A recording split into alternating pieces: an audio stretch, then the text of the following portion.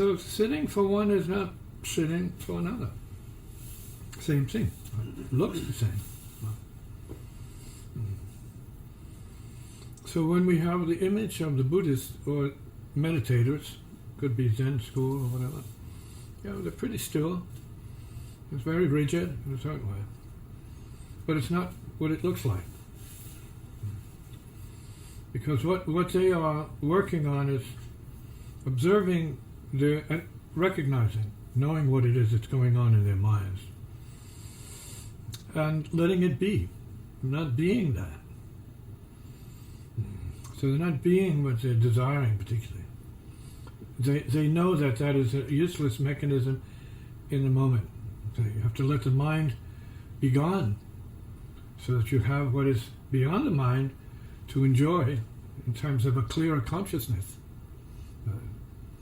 Some schools call it emptiness, which ultimately is peace. So you ultimately sit to acquire or indulge your own peace.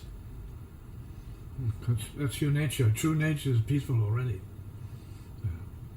Not something you have to work towards. Just shut up, stop, feel the peace, extend it, be calm, clear, forgiving, not clinging to everybody's neuroses. Breathe it out.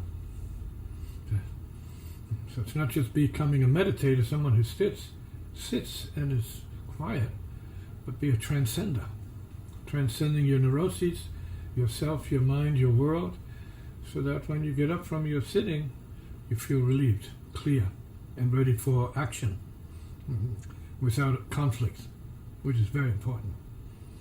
Attain the state of conflict-less, so sitting.